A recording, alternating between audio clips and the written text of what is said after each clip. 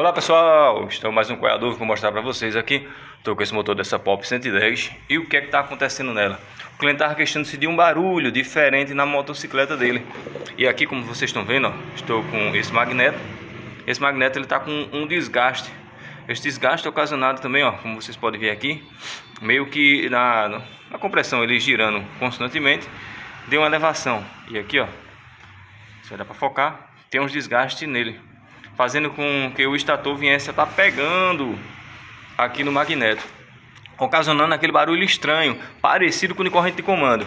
Esse aqui infelizmente também está com corrente de comando, mas ao substituir o magneto, aqui ó, acabou-se o barulho maior, que era relacionado a ele. Por isso muitas vezes você pode até pensar, olha, de cara é a corrente de comando, mas nem sempre é a corrente de comando. Pode ser ocasionado por isso, um desgaste no magneto, fazendo com que ela venha ocasionar esse barulho.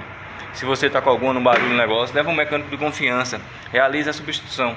Estou tendo dois trabalhos aqui, mas é melhor do que fazer o serviço, botar as peças todinha sem ter certeza, tá entendendo?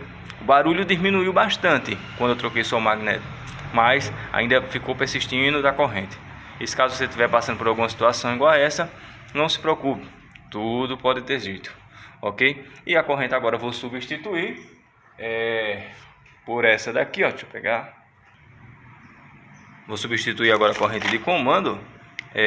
Essa original estava num preço bom, então optei e conversei com o cliente a substituir por ela. Fica até melhor, tá entendendo?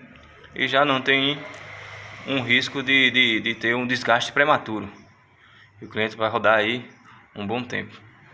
Ok? Se gostou aí, curta, comente, compartilhe. Um abraço.